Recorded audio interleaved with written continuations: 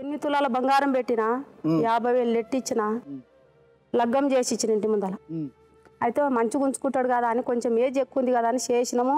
మళ్ళీ అంతా చేసినాక ఆయన ఏజ్ ఎక్కువ ఉన్నదని ఫస్ట్ చెప్పొచ్చు కదా సార్, నేను చేసుకున్నా చెప్పొచ్చు కదా. నేను చెప్పినా సార్ నేను చేసుకున్నాను. మేము చెప్పినా నాకు ఇష్టం లేదు, ఏజ్ ఎక్కువ ఉండదు, ముసలోడు ఉండడు, వాడు నాకు మంచిగా లేడు అని చెప్పొచ్చు కదా. చెప్పలే.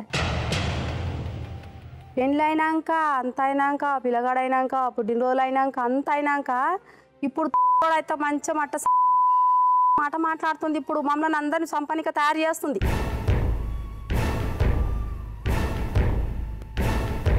బంగారం మొత్తం అమ్మి ప్లాట్లు తీసుకున్నాడు మగాడు, మాకు తెలియకుండానే బంగారం ఇచ్చేసింది.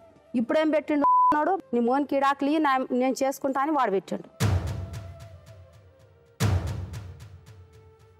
ప్లాట్ల కోసం ఇప్పుడు ఇంకా నేను చేసుకుంటా, ప్లాట్లలో ఇద్దరం వెళ్తే ఉందాం, ఇప్పుడు నీకు ఇష్టం లేకపోతే ఆయన ఎంబడవో మాదేమి ఇచ్చినామో మాకు వదిలిపెట్టిపో అని చెప్తున్నాం మేము.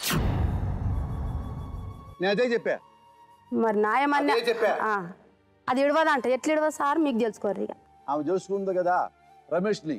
అవును రమేషేగా అతను మగోడు కాదని చెప్తుంది. ఇప్పుడు పక్కన 10 మంది పెద్ద ఆశలు ఉన్న వాళ్ళు కూడా 10 తప్పులు చేసి కూడా నా మొగనికే చెప్పేటోళ్ళు ఉంటారు. ఇంత ఇడిచింది చెప్తారా, ఇట్లా ఇంత చెప్తారా ఈ మాట? చేస్తుందా సార్ చెప్పురు ఒక మాట? చేస్తుందా? ఇది మా ఇజ్జత్ ఇల్వ తీసి మా పానాలు చంపితే దానికి మా ఆస్తి మొత్తం అవుతుందని చూస్తుంది. నువ్వు నాకు వద్దని మా అమ్మకి చెప్పాను కానీ మా అమ్మ వెళ్ళలే అని చెప్తుంది. వినలేదు. ఆమె చెప్తుంది అట్లే, పచ్చ వద్దాలే, ఒక్కటి నిజం లేదు. రమేష్ ఆమె మొగుడు కదా, అతను మగోడో కాదు మీకేమైనా తెలుసా? మంచోడేనా? ఆయన అన్నం అన్నిటికి అన్ని తెచ్చి పెడతది. ఓన్ పేమిని ఒక బట్ట విండది, ఇంత అన్నం వండి పెట్టది.